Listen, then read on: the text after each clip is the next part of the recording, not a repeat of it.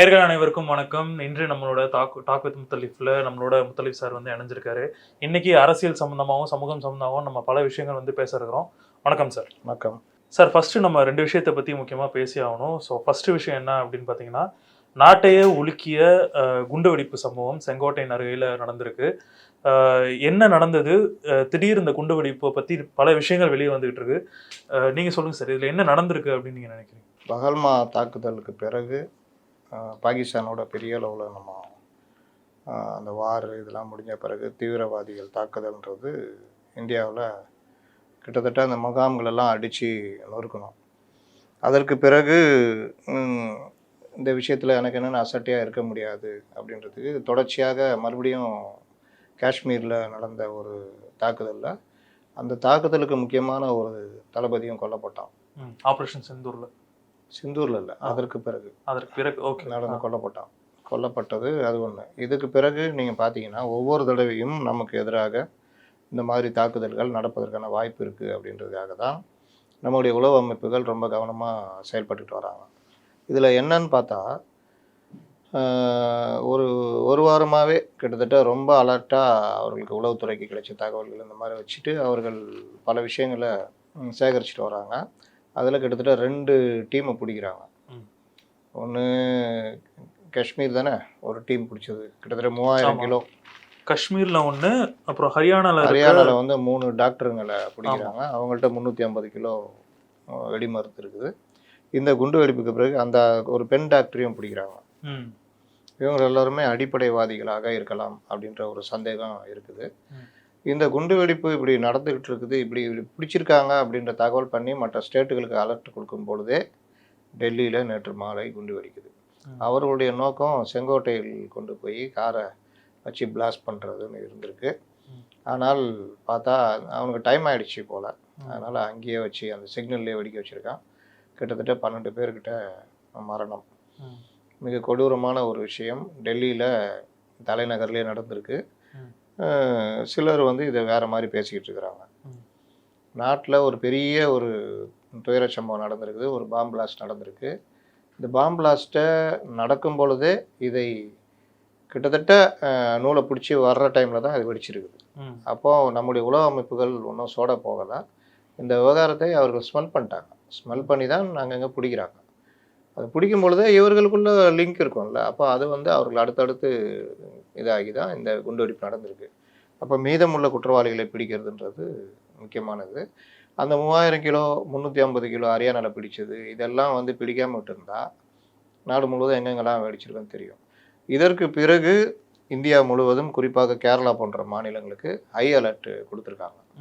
ஏன்னா அடிப்படைவாதிகள் அதிகமாக இருக்கிற மாநிலங்கள் அப்படின்ற அடிப்படையில் அந்த மாதிரி கொடுத்துருக்காங்க. எல்லா ஸ்டேட்லேயுமே வாகன சோதனை மற்ற விஷயங்கள்னு போய்கிட்டு இருக்குது.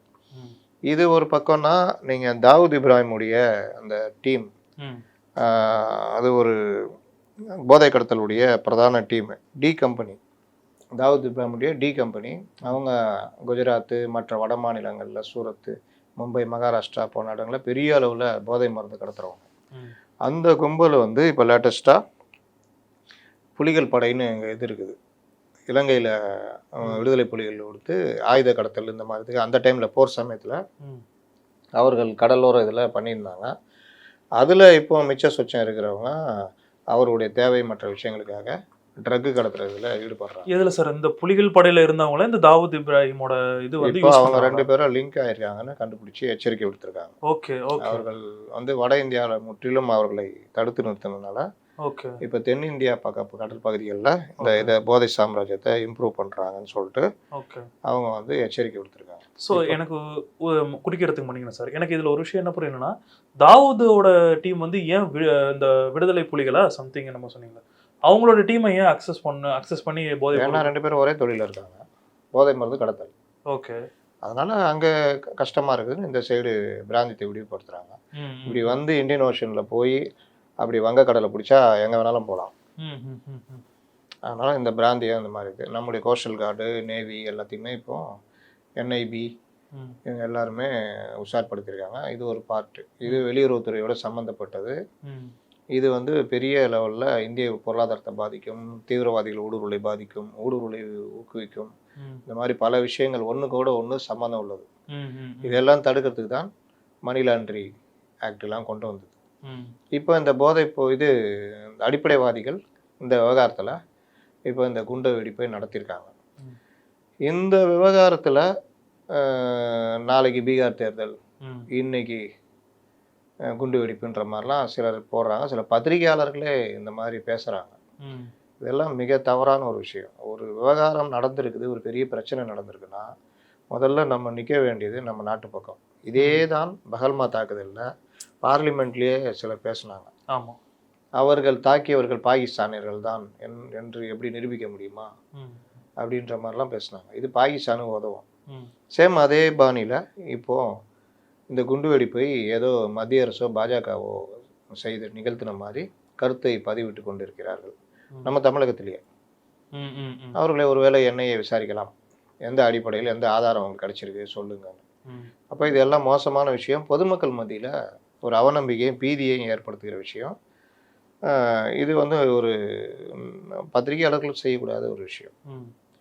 இன்னொரு பக்கம் இவர்கள் என்ன செஞ்சாங்க பாருங்க அப்படின்ற மாதிரி, இவங்க வந்தா பிறதான் அப்படின்ற மாதிரிலாம் ஒன்று இதை சொல்கிறாங்க. ஆனால் அதிகமான குண்டு வெடிப்பு நடந்தது காங்கிரஸ் பீரியடில் தான்.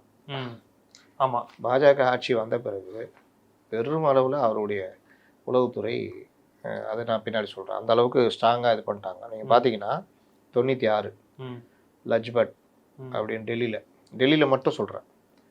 96 யார் ஆட்சி? 96 காங்கிரஸ். 97 சபத் பசார் குண்டு வெடிப்பு, காங்கிரஸ் ஆட்சி. அதே இதில் அக்டோபர் 14 3 இடம். அதே மாதத்துல அக்டோபர் 18 அக்டோபர் 26 டபுள் பிளாஸ்ட் கரோல் பார்க்கல. அதே வருஷத்தில் நவம்பர் 30 டிசம்பர் 30 பஞ்சாபி பேக்னு ஒரு இடம். இது எல்லாமே 97. இவர்கள் ஆட்சிக்கு வர்றது 98 தான் பிஜேபி. ஒரு வருஷம் 98 to 2004.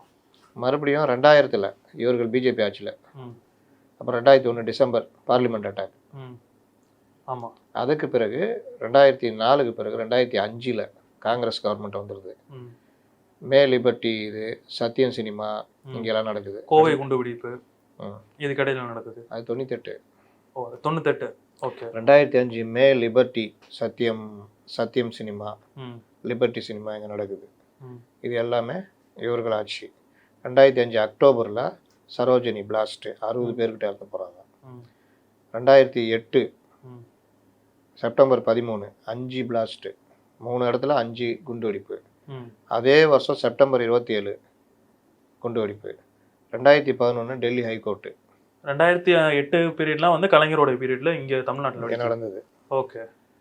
அப்போ இதெல்லாம் பார்த்தா ஒன்று மட்டும் 2001 பீரியடில் மட்டும் அந்த பார்லிமெண்ட் அட்டாக்கு, இது 2000 ஒரு குண்டு வெடிப்பு. மீதி எல்லாம் காங்கிரஸ். அதை ஒரு மாதத்தில் 4-5னா நீங்கள் யோசிச்சு பாருங்கள், ஒரு உளவுத்துறையோ உள்துறையோ எந்த அளவுக்கு இவர்கள் காங்கிரஸ் கவர்மெண்ட்டில் இருந்திருக்காங்க. இந்த கவர்மெண்ட் வந்த பிறகு நடந்த குண்டு வெடிப்புகள்னு பார்த்தா பெரிய அளவில் இல்லை. இவர்களுடைய உளவு அமைப்புகளை ரொம்ப ஸ்ட்ராங் பண்ணிட்டாங்க. அதே மாதிரி RAW பெரிய அளவில் ஸ்ட்ராங் பண்ணி விட்டாங்க. RAW ஒர்க்கும் பார்க்குது, ப்ளஸ்ஸு நம்ம உள்நாட்டில் இருக்கிற உளவு பிரிவுகள் இவர்கள் எல்லாமே இயங்குறாங்க. ஒரு பத்திரிகையாளர் போடுறாரு, குண்டு வெடிச்சோன்னே பாருங்கள் எந்த உளவு அமைப்புகளும் போகல, வெறுமனே டெல்லி போலீஸ் மட்டும் இருக்குன்னு. உடனடியாக NIA போயிடுச்சு. அது எப்படி போடுறாருன்னா, இங்கே 2023 நடந்ததில்ல இந்த கார் அதுக்கு வந்து NIAலாம் வந்துச்சு. அது சிலிண்டர் பிளாஸ்ட்டுக்கே NIA வந்துச்சு. இன்னும் பாருங்க அங்கே போகல அப்படின்னு. NIA போயிடுச்சு, அந்த சென்ட்ரலுடைய அந்த ஃபாரன்சிக் டீம் போயிடுச்சு, டெல்லி போலீஸு NSG போயிடுச்சு. NSG வந்து ஃபுல்லாக அந்த இடத்துல வேறு என்னென்ன குண்டு இருக்கிறதுக்கு மற்ற விஷயங்கள் NSG NIA மெயின் 2 டீம் போயிடுச்சு, ஃபாரன்சிக் டீம் போயிடுச்சு.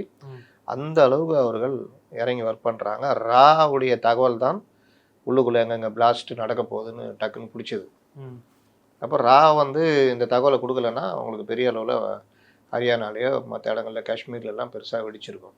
அப்போ இந்த பிடிச்சிட்டாங்க. இன்னும் நெட்வொர்க்லாம் இன்னும் போக போக எவ்வளோ பேர் மாட்டுறாங்கன்னு பாருங்கள்.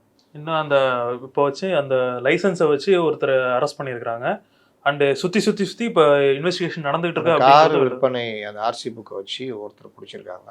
ம். கார் விற்ற ஒரு சரியான ஆவணங்கள் இதில் இல்லை. ஒருத்தர் விற்றுருக்காரு, ம். அவர்கிட்ட இருந்து வாங்கி இன்னொருத்தர் இவர்கிட்ட விற்றுருக்காரு. ம். இப்போ இவங்களை விற்பனை பண்ணது இந்த இதெல்லாம் குண்டு வெடிப்பு எப்படி நிகழ்ந்ததுன்றது வந்து தகவல் வந்து என்ன டைப்பில் நடந்ததுன்றது இனிமேல் விசாரணையில் வரும். அப்போ இந்த மாதிரி விவகாரங்களில் முதலில் அரசுக்கு ஒத்துழைக்கணும். ஆமாம். உங்களுடைய இந்த மாதிரி சிந்தனைகள்லாம் தூக்கி ஓரம் வைக்கணும். இது வந்து இறையாண்மை சம்மந்தப்பட்ட விஷயம் அப்படின்றத நம்ம பார்க்குறோம். இது வந்து கிட்டத்தட்ட அவர்கள் ஆளுங்களை பிடிச்சிட்டாங்க. அந்த அவசரத்தில் தான் இவங்க வந்து வெடிக்க வச்சது. மாட்டிக்கிட்டோம், இருக்கிறதையாவது வெடிக்க வை அப்படின்றது. இல்லைன்னா அட்லீஸ்ட் தூரத்தில் போய் வெடிக்க வேண்டியதை முன்னாடியே இப்போ மாட்டிக்க போகிறோன்றது. செங்கோட்டையில் வெடிக்க வைக்க வேண்டியது, அங்கே தான் வெடிக்க வச்சிருக்க ஐடியாவில் போயிருப்பாங்க. அதுக்கு முன்னாடியே சிக்னலில் வெடிக்க வச்சுட்டாங்க. அதனால் அது வந்து ரொம்ப முக்கியமான விஷயம். இதை கொண்டு போய் பீகார் தேர்தலில் ஒப்பிட்டு பேசுறதெல்லாம் அவர்களுக்கு சிக்கல். அண்டு இது மூலம் வந்து ஒரு பத்திரிகையாளர்களே இப்படி பேசுறதுங்கிறது பொதுமக்கள் இடையில அச்சத்தை ஏற்படுத்தும். அது வந்து ஒரு இன்ஸ்டெபிலிட்டி ஏற்படுத்தும்ன்ற ஒரு இது இல்லாமல் பேசுகிறாங்கல்ல. ஒன்று பணம், வாங்குற பணத்துக்கு வருது. 2 தான் சார்ந்த கட்சிக்காக பேசுறது. பத்திரிகையாளர் இருக்கக்கூடாது குணம். 3வது என்ன பண்ணுறோம், நம்முடைய ட்வீட்டோ மற்ற விஷயங்களோ என்ன பின்விளைவு ஏற்படுத்தும், தனக்கே என்ன பிரச்சனையை கொண்டு வரும் அப்படின்றத பற்றி கவலைப்படாமல் போகிறது. இந்த 3ம் ஒரு புத்தி உள்ள ஒரு மனிதருக்கு, சாதாரண மனிதருக்கே இது தெரியும் தப்புன்னு. இப்போ பத்திரிகாரன் சொல்லிக்கிட்டு சுற்றிக்கிட்டு இருக்கிறவங்களுக்கு கூடுதலாகவே இருக்கணும். ஒரு விவகாரம் நடக்குதுன்னா என்ன ஏது, நீங்கள் எப்படி அவசரப்பட்டு நீங்கள் ஒரு 2 மணி நேரம் 3 மணி நேரத்தில் தீர்ப்பு எழுதுவீங்க? கண்டிப்பாக முடியாது, கூடாது. நடந்திருக்கு, என்ன நடந்திருக்கு, ஏது என்ன சொல்கிறாங்க, அது இதுன்னு இது பண்ணணும். இன்னும் கொஞ்சம் பேர் வேறு மாதிரி அப்படி யாரோ எங்கேயோ அப்படின்ற மாதிரிலாம். இவர்கள் எல்லோரும் யாருன்னு பார்த்தா இங்கே இருக்கிற ஆளுங்கட்சிக்கு சாதகமாக பல பதிவுகளை போடுறவங்க. கரூரில் விஜய் கொலை செய்தார் அப்படின்ற அளவுக்கு பதிவு போட்ட ஆட்கள். இது எல்லாமே வந்து நம்ம வந்து முதல்ல பத்திரிகையாளர் வெளியில இருந்து பார்க்கணும். எங்கே தப்பு எங்கே ரைட்டுன்னு சொல்லணும். இல்லையா நமக்கு பிடிச்ச கட்சி அப்படின்னா விமர்சனம் வைக்கிறத தவிர்த்துக்குங்க, பரவாயில்ல. உங்களுக்கு பிடிக்காத கட்சி இல்லை அசைன்மெண்ட் அப்படின்னா விமர்சனத்தை நியாயமாக வைங்க, நேர்மையாக வைங்க. கிரெடிபிலிட்டி இல்லாத ஒரு விமர்சனம் வச்சா உங்கள் மேலே இருக்கிற அந்த இதுவே போயிடும், நம்பிக்கையே போயிடும், கிரெடிபிலிட்டியே போயிடும். அக்கௌண்டபிலிட்டி இல்லாமல் பண்ணால் கிரெடிபிலிட்டி போயிடும். அப்போது நமக்கு நம்முடைய ட்வீட்டோ நம்முடைய செய்திகளோ பொறுப்பு இருக்கணும். இன்னொன்று, நீ யார் சொல்கிறதுக்குன்ற கேள்வி வருது. உனக்கு என்ன அறிவு இருக்குது, அடுத்தது கேள்வி தான் வரும். உனக்கு என்ன சட்ட ஞானம் இருக்குது.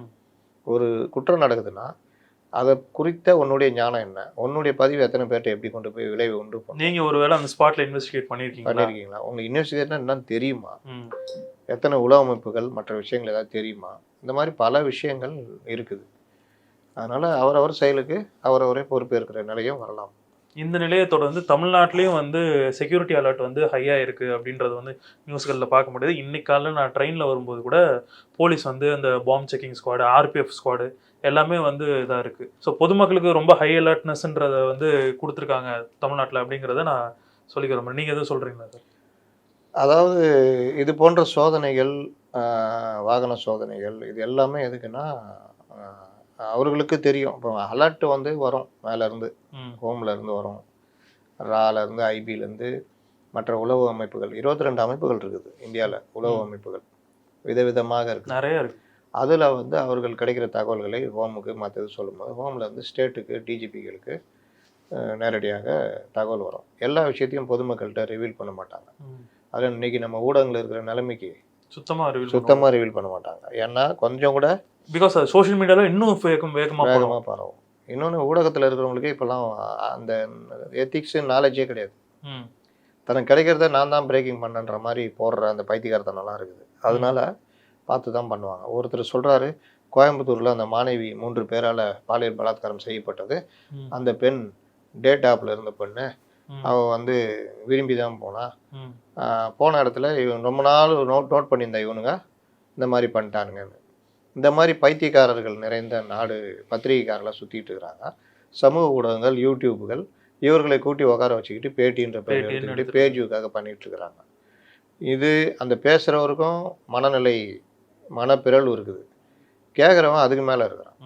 இன்றைக்கி என்னென்னா, நீங்கள் நெறியாளர்னு வர்றவங்க எதையுமே ஒரு தயார் நிலையிலே வர்றதில்ல. ம். சொல்கிறவரே தப்பாக சொன்னால் கூட அதை கரெக்ட் பண்ணுற இது இருக்கணும். ம். சொல்கிறவரு சட்டத்துக்கு புறம்பா டெஃபர்மேட்டிவ் கண்டென்ட் பேசினார்னா அதை கரெக்ட் பண்ணுற நாலேஜ் இருக்கும். ஆனால் இவனே தூண்டி விட்டு இன்னும் டெஃபர்மேட்டிவ் கேட்குறதெல்லாம் நடக்குது. அதனால் இன்றைக்கி அந்த மாதிரி சமூக ஊடகங்களை கண்காணிக்கிற நிலைமைன்றது இல்லை. அதோடைய விளைவு தான் இது. இப்போ இந்த இடத்துல பொதுமக்களுக்கு நம்ம சொல்ல வேண்டியது, சந்தேகப்படுற விஷயங்கள் ஏதாவது பார்த்தா உடனடியாக தகவல் கொடுக்கறது, பீதி அடையாமல் இருக்கிறது, இந்த மாதிரி விஷயங்கள். தமிழ்நாட்டுக்கு பெரிய அளவில் ஹை அலர்ட் வரலன்னு நினைக்கிறேன். கேரளா போன்ற மற்ற மாநிலம் வந்துருக்குது. இங்கேயும் வந்து எல்லைப்புற மாநிலம் இது. இங்கேயும் வந்து கொஞ்சம் இல்லை பட் ஆனால் நான் என்ன சொல்கிறேன்னா இங்கேயும் அலர்ட்டாக இருக்கிறாங்க. பிகாஸ் நான் இது வரைக்கும் பார்த்ததில்ல. பட் பாம்ப் ஸ்குவாட் ஃபர்ஸ்ட் டைமாக நான் வந்து சென்னை லோக்கல் ட்ரெயின்ஸில் நான் பார்க்குறேன். டெய்லி எல்லாரும் இருக்காங்க, வித் டாக் ஸ்பாட்ஸோடு இருக்காங்க. அதனால் பயப்பட வேண்டிய நிலைமையில் நான் இல்லைங்கிறத நான் சொல்கிறேன். ஸோ இப்போது வந்து திருமதி கனிமொழி அவர்கள், திருமாவளவன் அவர்கள் எல்லாரும் சேர்ந்து எஸ்ஏஆருக்கு வந்து திருவள்ளூர் கூட்டத்தில் கண்டன ஆர்ப்பாட்டம் நடத்திட்டு இருக்காங்க. திரு வைகோ அவர்களும் வந்து கலந்துருக்காரு. திடீர்னு ஏன் இத்தனை நாளாக எல்லாமே இந்த எஸ்ஏஆர் ஆர்ப்பாட்டம் திடீர்னு ஆரம்பிச்சிருக்காங்க சார்? எஸ்ஐஆர் அமல்படுத்தி அதுக்கான வேலைகள் போய்கிட்டு இருக்குது. இவர்கள் எஸ்ஐஆர்னா ஒரு பெரிய பூதம் மாதிரி ஒரு சீனை போட்டுட்டு இருக்கிறாங்க. இதில் வந்து திமுக தோழமை கட்சிகள் சார்பாக மாநிலம் தழுவிய ஆர்ப்பாட்டன்றதில் திருவள்ளூரில் நடத்துகிறாங்க. அதில் திருமாவளவன், கனிமொழி மற்றவெல்லாம் கலந்துட்டு இருக்கிறாங்க. எஸ்ஐஆர் பற்றி நம்ம ஏற்கனவே தொடர்ச்சியாக பேசிகிட்டு இருக்கிறோம். எஸ்ஐஆர் ஒரு மேட்டரே இல்லை அதுன்றத நம்ம கமெண்ட்ஸில் கூட ரொம்ப பேர் சொல்லியிருந்தாங்க. அதில் ஒருத்தர் சொல்லியிருந்தாரு, எங்கள் அப்பா ஓட்டு இருக்குது, எங்கள் அம்மா ஓட்டு இருக்குது, எனக்கு ஓட்டு இல்லை, வந்த ஒரு பிஎல்ஓ தரலன்னு. ரொம்ப சிம்பிளாக அவருடைய ஓட்டு அங்கே இருக்கான்னு அவர் அந்த எபிக் நம்பரை வச்சு அந்த ஓட்டர் ஐடி ஃபார்மில் போட்டார்னா எபிக் நம்பர் காட்டி கொடுத்துரும். இன்னொன்று அடுத்து ஃபார்ம் கொடுக்குமா அந்த பிஎல்ஓட்டை அவருடைய ஓட்டர் ஐடி ஏன் சோதிக்கலன்னு கேட்டால் அவர் அதை ஓட்டர் ஐடியை வாங்கி பண்ணார்னா ஓட்டு இருக்கா இல்லையான்னு தெரிஞ்சிட போகுது. இல்லைன்னா ஃபார்ம் வாங்கி ஃபில்அப் பண்ணி கொடுக்கணும். ஆன்லைன்லேயே அந்த ப்ராசஸ் பண்ணிடலாம். அதான் நம்ம நேற்று சொன்னது. அதனால் எந்த வகையிலையும் ஒருத்தர் வாக்கு இழக்கிறது ஏற்பாடே நடக்காது. ஒன்று. ரெண்டாவது, எஸ்ஐஆர் பற்றி முதல்வரே அந்த படிவம் வந்து எனக்கு ஃபில் பண்ண தெரியல அதுன்னு சொல்லிட்டு அவர் வீடியோ போட்டிருக்காரு. அவருக்கு தெரிலனா அவர் யாரையா கேட்டு பண்ணியிருக்கலாம். அதுக்கு ஒரு வீடியோ போடணுன்னு அவசியம் இல்லை. முதல்வரை வைத்து வீடியோ போடுகின்ற அளவிற்கு இவர்கள் பிரச்சாரம் அந்த அளவுக்கு மோசமாக போய்கிட்டு இருக்குன்றது தான் ஒன்று. இன்றைக்கி எஸ்ஐஆர் எதிர்ப்பு கூட்டம். இந்த கூட்டத்தில் பேசுகிற ஒவ்வொருத்தரும் பார்க்கும்பொழுது சிரிப்பு தான் வருது. ஒருத்தர் சொல்கிறாரு, எங்கள் அம்மா அப்பாவுடைய பிறப்பு சான்றிதழ் கேட்குறாங்கன்னு சண்முகம் பேசுகிறவர். இவர்கிட்ட வந்து கேட்டாங்களா? எப்படி கேட்பாங்க? இத்தனைக்கு சொல்கிறாரு, எங்கள் அம்மா அப்பாவுடைய பிறப்பு சான்றிதழ் கேட்குறாங்க. பிறப்பு சான்றிதழ்னு ஒரு கான்செப்ட் வந்ததே ஒரு 90ஸ்க்கு மேலேன்னு நினைக்கிறேன். ஆமாம் 90ஸ்க்கு மேலே தான் நினைக்கிறேன். ஏன்னா அதுக்கு முன்னாடி கூட இல்லை, ஒரு 80s அந்த பீரியடில் இருக்கும்னு நினைக்கிறேன். கையில் எழுதி கொடுப்பாங்க. அது போய் நம்ம வாங்கிட்டு வரணும். இந்த கவர்மெண்ட் ஹாஸ்பிட்டல் எழுதி கொடுத்துருவாங்க. கார்பரேஷனில் அப்ளை பண்ணி பிறப்பு சான்றிதழ் வாங்கணும். அதற்கு பிறகு 90ஸ்க்கு மேலே 2000 பீரியட்லலாம் இதுலேயே ஆன்லைன்லேயே வந்துடுச்சு. அப்ளை பண்ணி வாங்கிக்கலாம். அந்த மாதிரி வந்துடுச்சு. இப்போது குறிப்பிட்ட வருஷத்துக்கு மேலே 90s மேலே பிறந்தவங்களாம் பிறப்பு சான்றிதழ் ஈஸியாக வாங்கிக்கலாம். பேர் சண்முகத்துக்கு வயசு எப்படியும் ஒரு 60 கிட்ட இருக்கும், 60-65 கிட்ட இருக்கும். அவருடைய அம்மா அப்பா சான்றிதழ் அவர்கிட்ட யார் வந்து கேட்டாங்கன்னு தெரில. அவர் கொஞ்சம் விசாரிச்சிருக்கலாம், நீங்கள் யார் பிஎல்ஓவா, உங்கள் சான்றிதழை காமிங்க அப்படின்னு. அவர் அந்த அளவுக்கு நாலேஜ் இல்லைன்னா அதுக்கு நம்ம என்ன பண்ணுறது? அதையே மேடையில் வந்து பேசணும். எங்கள் அப்பா அம்மா பிறப்பு சான்றிதழ் கேட்குறாங்க, என்னுடைய சான்றிதழே இல்லை. ஆமாம், இருக்காது தான். அதிகபட்சம் சான்றிதழ்ன்றது எது? ஸ்கூல் சர்டிஃபிகேட் தான். இந்த விமர்சனம் எப்படி இருக்குன்னா, எனக்கு பாஜகவை நான் விமர்சனம் பண்ணணும், அதுக்காக எவ்வளோ முட்டாள்தனமாக விமர்சனம் பண்ணுவேன். அப்போ இவர்கிட்ட இப்போ நான் பொதுமக்களுக்கும் இந்த இதை பார்த்துக்கிட்டு இருக்கிறவங்களுக்கும் நான் கேட்குறது, ஒவ்வொருத்தர் வீட்டுக்கும் பிஎல்ஓஸ் வந்திருப்பாங்க, வந்து படிவம் கொடுத்துருப்பாங்க. அதில் அவர்களுக்கு ஃபில்அப் பண்ண தெரியலன்னா அவங்கள்ட்டே கேட்டால் எப்படி ஃபில் பண்ணணும்னு சொல்லுவாங்க. சம்மந்தப்பட்ட ஒரு வயசு ஒரு 40-45 வயசு இருக்குன்னா அவர் 2002-2005 தீவிர வாக்கு திருத்தம் நடந்தது. ஜோக்கு என்னன்னா 2005 இதே எஸ்ஐஆர் நடந்தது. அப்போ ஆட்சியில் இருந்தது பாஜக, கூட இருந்தது அதிமுக, திமுகங்க. 2000 மத்திய அமைச்சரவையில் திமுக இருந்தது. 1999-2004 அந்த பீரியடு. 2005 இது காங்கிரஸ் பீரியட். காங்கிரஸ் நடத்துச்சு, கூட இருந்தது திமுக. 2006 தொகுதி மறுசீரமைப்பு. அப்போ என்ன பண்ணீங்க? அப்போ சார் உங்களெல்லாம் வாட்டலையா? அன்னைக்கு பேர் சண்முகத்தை அப்பாவுடைய சான்றிதழ்லாம் கேட்கலையா? இல்லை, இன்னைக்கு வந்து என்னன்னா அவங்க கள்ள ஓட்டெல்லாம் ஆட் பண்ணியிருப்பாங்க கஷ்டப்பட்டு, திருப்பி வந்து அதுதான் பிரச்சனை. நேற்று பார்த்தீங்கன்னா பிஎல்ஓ பதிலாக லேடி உட்காந்து பண்ணுறாங்க. திமுக ஐடிவிங்கன்றாங்க. நீங்கள் ஏன் உட்காந்துனே அவர் கேட்குறாரு. ஐடிவிங்கன்னா நீங்கள் கூட வரலாம் திமுகக்காரு. பிஎல்ஓ இருக்க நீங்கள் எப்படி பார்க்க முடியும்? பிஎல்ஓவான்னு கேட்குறாரு. இல்லை சார் அவர் வந்து என்கிட்ட ஃபார்ம் கொடுத்துட்டு போயிட்டாரு, என்னை பார்க்க சொல்லுவார். உங்களை எப்படி அவர் பார்க்க சொல்லுவார்? அவர் ஃபோனை கொடுங்கன்னு சொல்லிட்டு ஃபோனை போட்டால் அவரும் பிஎல்ஓ கிடையாது, அவரு வேற கட்சிக்காரர். அவர் ஏதோ நான் கிராம பணியாளர், அது அவருக்கு அவரு டிஎம்காரராக இருப்பார், கதை விடுறாரு. அப்புறமா அவரு பிஎல்ஓ நம்பர் நான் தரேன்றா, அதோட அந்த வீடியோ முடியுது. அப்பட்டமா வீடியோ எடுக்கிறாங்க. கேட்குறப்ப எதுக்கு வீடியோ எடுக்கிறீங்க? அந்த அம்மா கேட்குது. இந்த வீடியோ வைரல் ஆகிட்டு இருக்குது. இந்த வேலையெல்லாம் பண்ணிட்டு இருக்காங்க. டெத்து ஏன் நீக்க மாட்டேங்கிறீங்கன்னு கேட்குறாரு அவர். டெத்து இறந்துட்டாங்க, அதையே நீக்க மாட்டேங்கிறீங்க? நீக்கினா தானே. அப்போ இந்த மாதிரி விஷயங்கள் தான் இவர்கள் பதறுகிறார்கள். இப்போ நான் கேட்டேன்ல, 2005 சார் வந்துச்சுல்ல, அந்த சாரில் நீங்கள் எந்த தொகுதியில் இருந்தீங்க அப்படின்னு கேட்குறாங்க. இப்போ நான் வந்து எனக்கு ரொம்ப சிம்பிளாக எல்லாருக்குமே தெரியும். நான் சேப்பாக்கத்தில் போட்டுருந்தேன். எங்கள் வீடுன்னு தான் தெரியும்ல. வீடு அந்த வீட்டிலேருந்து அந்த தொகுதின்னா அந்த தொகுதி என்ன பாகம் அது பழைய ஓட்டர் ஐடியில் இருக்கும். பழைய ஓட்டர் ஐடியிலனா அது இதில் போய் பார்த்தா தெரியும். அந்த இதில் உங்களுடைய இதை கொண்டு போய் பார்த்தீங்கன்னா அந்த வருஷத்துக்கான இதில் அந்த தொகுதியில் எந்த தெருவில் இருந்தேன்னு தெரியும். அந்த தெருவில் போனால் எந்த உங்களுடைய பேரோட அந்த எல்லா நம்பருமே இருக்கும். இருக்குது, நான்லாம் பார்த்தேன். அப்போ அந்த மாதிரி எடுக்கலாம். இல்லை பிஎல்ஓட்ட கேட்கலாம், அந்த டீட்டெயில் ஃபில் பண்ணிட்டு அட்லீஸ்ட் யாரு நம்ம வீட்டுக்கு வராங்களோ அவங்கள்ட்ட கேட்டு தெரிஞ்சுக்கலாமே, எனக்கு ஓட்டு இருக்கா, ஓட்டு இல்லையா, இல்லை நான் எப்படி அப்ளை பண்ணணும். புதுசாக அவங்க வீட்டுக்கு வந்தோடனே உங்ககிட்ட ஓட்டர் ஐடி கேட்பாங்க. ஓட்டர் ஐடி வாங்கி அதை ஸ்கேன் பண்ணுவாங்க. இந்த வீட்டில் இருந்தால் இங்கே இருந்தால் அதே தொகுதி தான் ஓட்டு போட்டிங்களா போன தடவைன்னு கேட்பாங்க. ஆமாம் சார்னா ஸ்கேன் பண்ணுவாங்க. ஓட்டு இருக்கும், அந்த நம்பரை பார்த்து படிவத்தை கொடுத்துருவாங்க. படிவம் இருக்கும், அந்த நம்பர் இருக்கிறது தான் படிவம் இருக்கும். இல்லை சார் நான் இப்போ தான் வீடு மாற்றி வந்தேன், பழைய ஓட்டு நான் மாற்றலைன்னா அவங்க ஒன்றும் பண்ண முடியாது. பிஎல்ஓ ஒன்று அங்கே பார்த்துக்குங்க, இல்லை ஆன்லைனில் இந்த அட்ரஸுக்கு மாற்றிக்குங்கன்றுவாங்க. புரியுதா? இப்போ இங்கேயே இருக்கிறீங்க, ஓட்டு போன 2024 இங்கே இதே அட்ரஸ் தான் போட்டிங்க அப்படின்னா உங்களுக்கு ஓட்டர் ஐடியில் பார்த்தோன்னே தெரிஞ்சிடும்.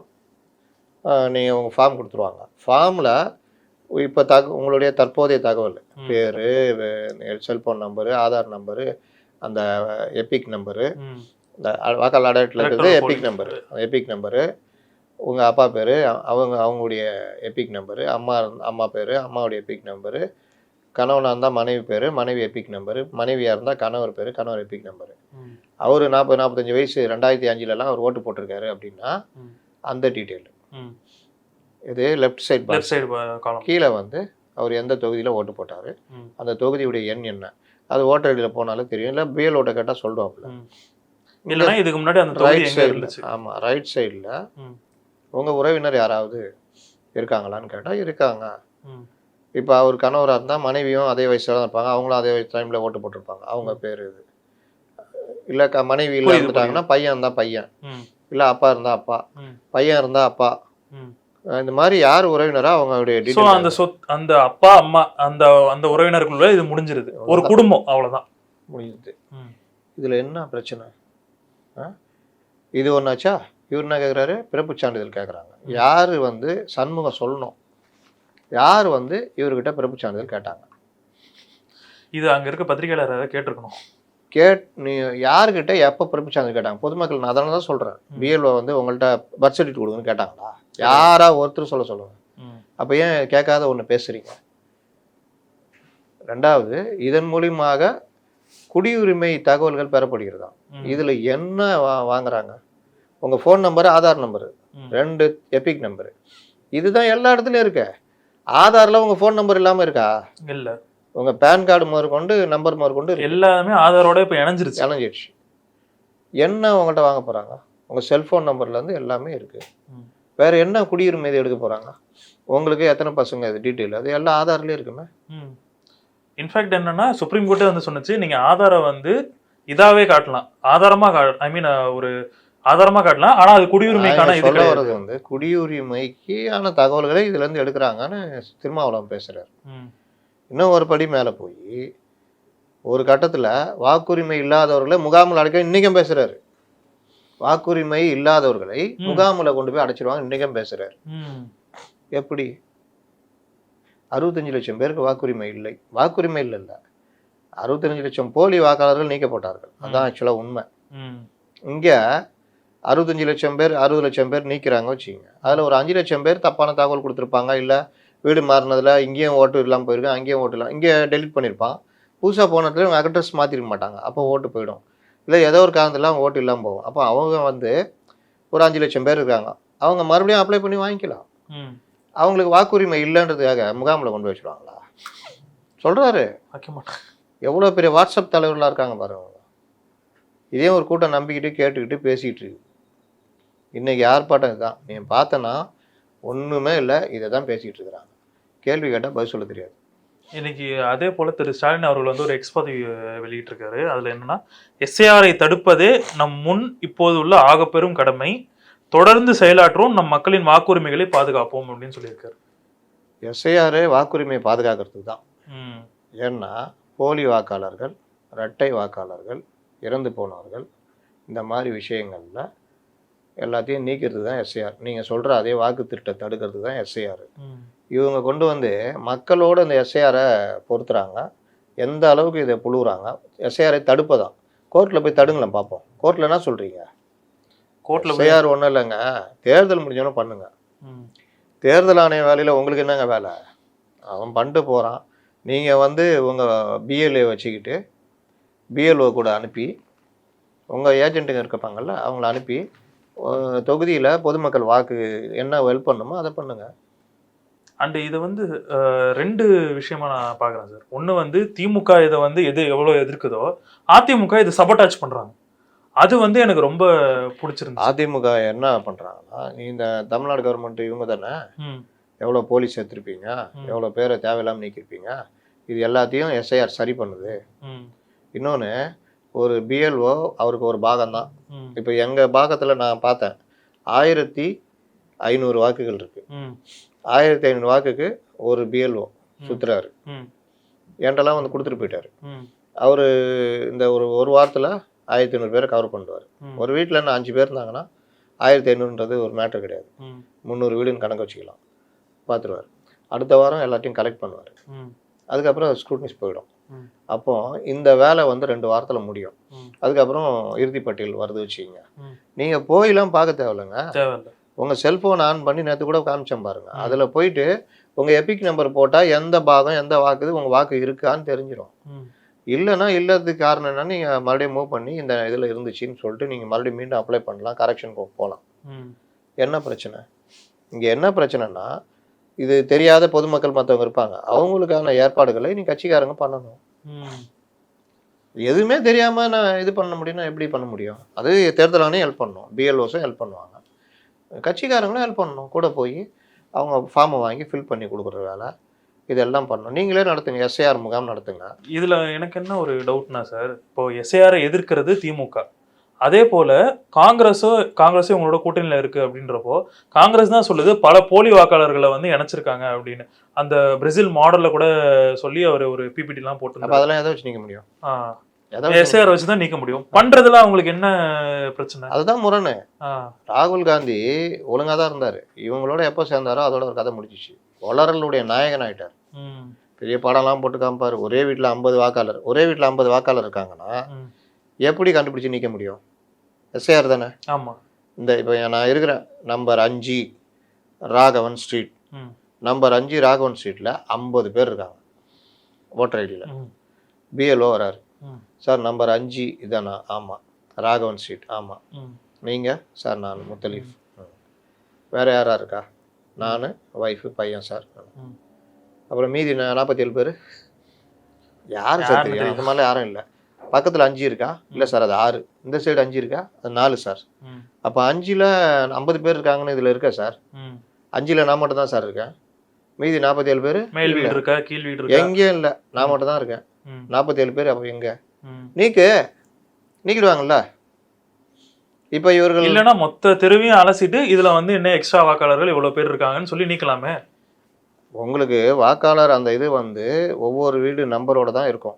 அந்த வீட்டில் போய் இருக்கிறவங்கள தான் செக் பண்ணுவாங்க. அந்த வீட்டில் இப்போ ராகுல் காந்தி என்ன சொல்கிறாரு, ஒரே வீட்டில் 50 வாக்காளர் ஒரே நம்பர் வீட்டில் அப்படின்றாரு. 50 பேர்னா அங்கே 3 பேர் இருக்காங்கன்னா மீதி 47 பேர் எங்கே? அதை இவர்கள் சேர்த்துருப்பாங்க. அதை தான் நீக்கிற வேலை தான் எஸ்ஐஆர் பண்ணுது. அப்புறம் அதை வந்துட்டு நீயே சொல்லிக்கிற பதில், ஒரு வீட்டில் 50 பேர் இருக்கிறாங்க அப்படின்னு. அதை யார் கண்டுபிடிச்சி நீக்குவா? கட்சிக்காரனா நீப்போம், இல்லை காவல்துறை நீக்குமா? முடியாது. தேர்தல் ஆணையம் தானே பண்ண முடியும். அந்த வேலையை தானே பண்ணிட்டு இருக்காங்க.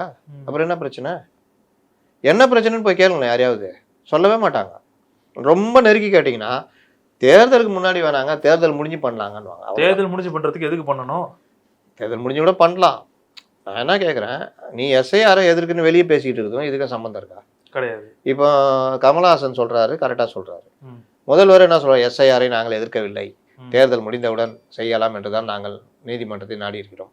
அப்புறம் எதுக்கு இந்த கூட்டம் போட்டு எஸ்ஐஆர் மூலியமா எங்கள் அம்மா அப்பா பிறப்பு சான்றிதழ் கேட்குறாங்க, குடியுரிமை இல்லைன்னா கொண்டு போய் முகாமில் வைப்பாங்கன்னா எத்தனை பேர் முகாமில் வைப்பாங்க?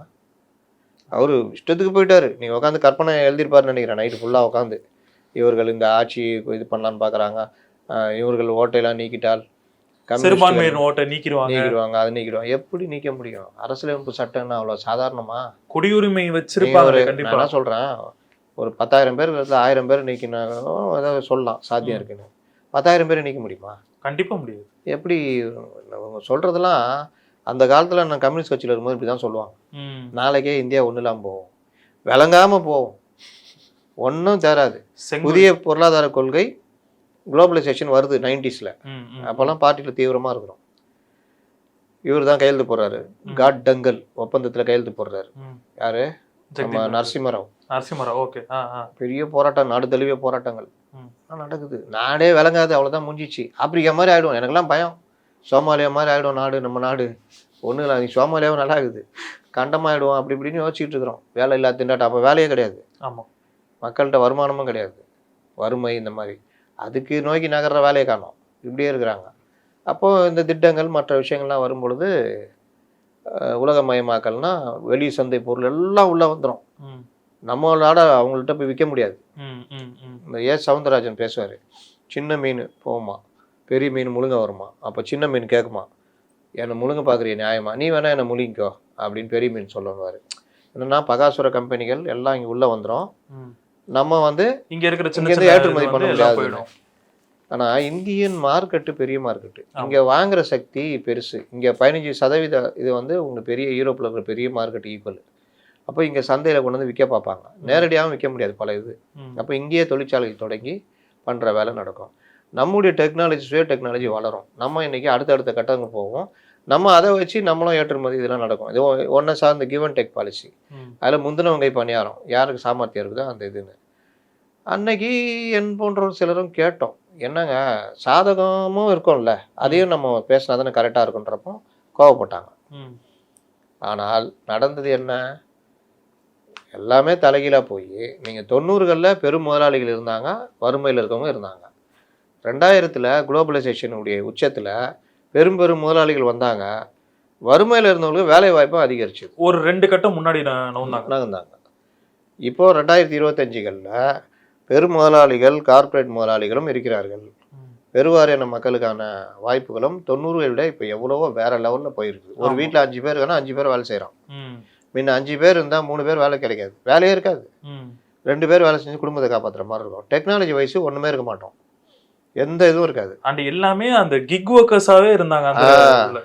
அப்போது என்னது, கிளர்க்கு, இந்த துணி கடையில் வேலை, செக்யூரிட்டி வேலை, இப்படி தான். பிளம்பிங் வேலையெல்லாம் இருந்தால் தான் போக முடியும். அது எத்தனை பேர் பிளம்பிங் வேலை பார்ப்போம்? யார் பிளம்பிங் வேலை கொடுக்கறது? பிளம்பிங் வேலை, கட்டட வேலை, இந்த மாதிரி கிக் ஒர்க்கிங் இன்னைக்கு எப்படி இந்த ஸ்விக்கி சொமாட்டோ இருக்குதோ அது கூட இருக்கட்டும்.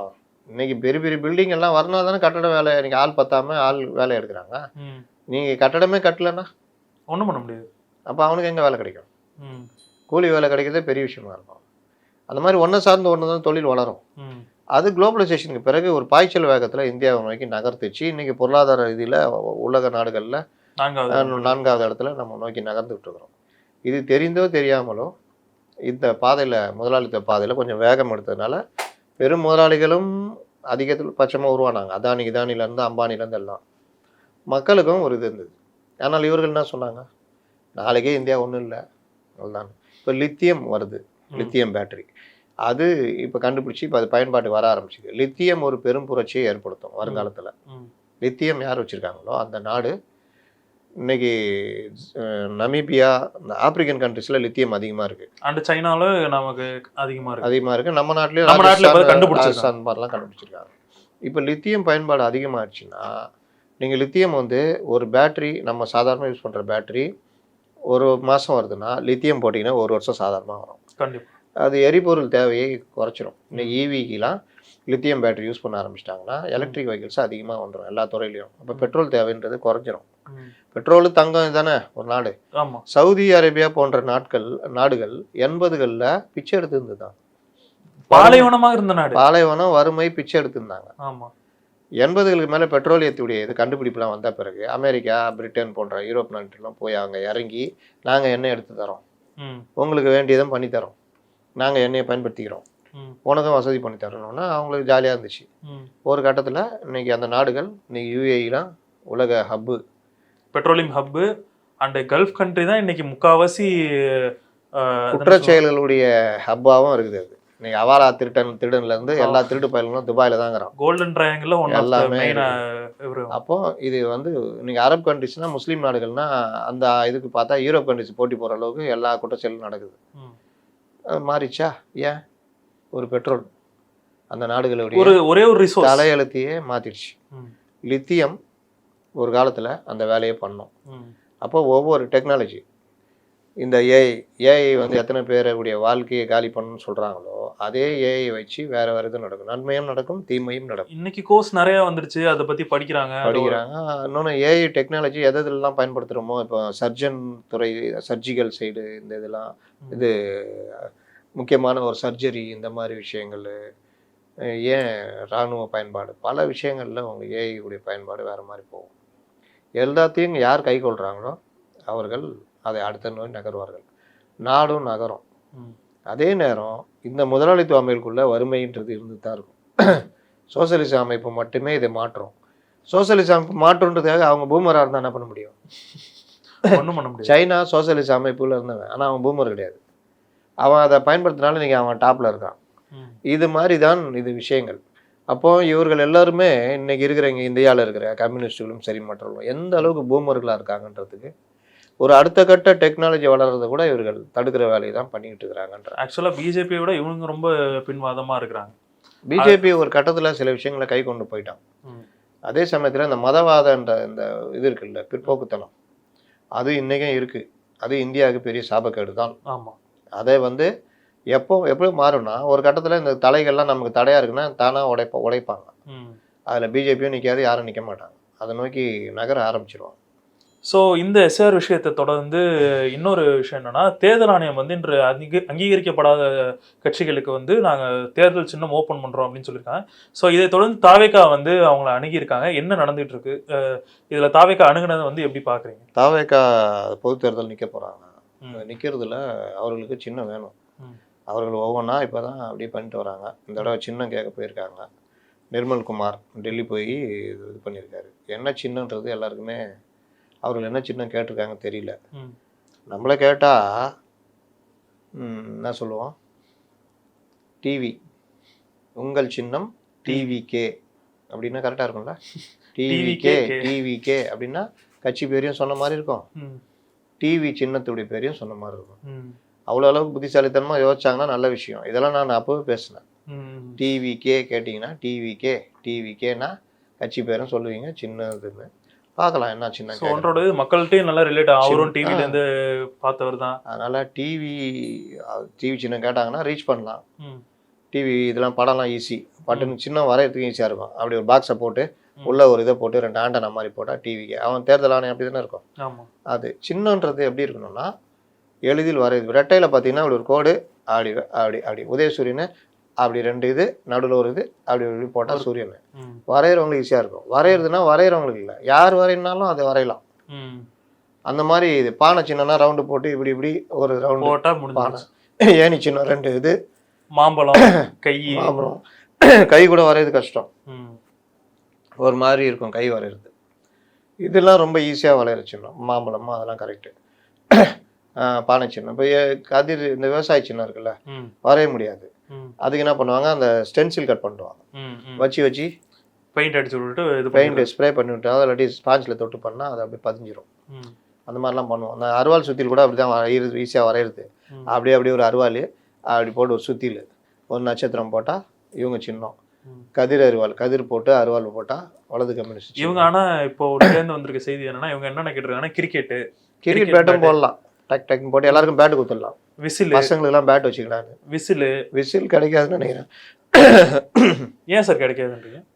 அது கொஞ்சம் யாராவது அப்ளை பண்ணியிருப்பாங்க, அது கொஞ்சம் ஃபேமஸான சின்னம். ம், ம், ம், ம்.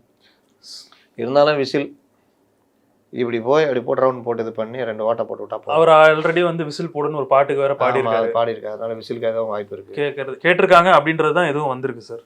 டிவினா ஈஸிங்க, டிவிக்கேன்னு கத்திடுறாங்க, அதானே கத்தினுக்குறாங்க. ம். இவர் டிவிக்கேன்னாரு. ஆமா. டிவிக்கேன்றது இவரே நாளைக்கு டிவிக்கேன்னா கூட அது டிவி சின்னத்துக்கு போயிடும். உங்கள் சின்னம் டிவிக்கே அப்படின்னு. ஏன்னா இந்த சின்னத்தோட விஷயம் பேசும்போது நம்ம கமலஹாசன் அவர்களை வந்து தவிர்க்க முடியாது. டார்ச் லைட் வாங்கி டிவியை உடைக்கிற அளவு திருப்பி அதே டார்ச் லைட் வச்சு டிவி உடைப்பாருன்னு ஒருவேளை சின்னம் வந்தா உடைப்பாரு. டார்ச் லைட்டை தொலைச்சிட்டாருங்க அவரு. டார்ச் லைட் டிவி உடைப்பாரு. டார்ச் லைட் தொலைச்சிட்டு தான் தேர்னுக்கிறாரு அறிவாலயத்தை ஃபுல்லாக சுற்றினுக்கிறாப்புல. டார்ச்சை காணும் தலைவரை நீ தான் தலைவரை தொலைச்சிட்டா, அப்புறம் நீ தான் தேடணுன்றாங்க. இந்த முறை அவருக்கு வந்து சீட்டு கொடுப்பாங்களா சார் அவரோட கட்சிக்கு? கொடுப்பாங்க கண்டிப்பா. ஒரு சீட்டு 2 சீட்டு 5 சீட்டு கூட கொடுப்பாங்க. உதயசூரியன்ல நிக்கணும். உதயசூரியன்ல நிக்கணும். அவ்வளவுதான்.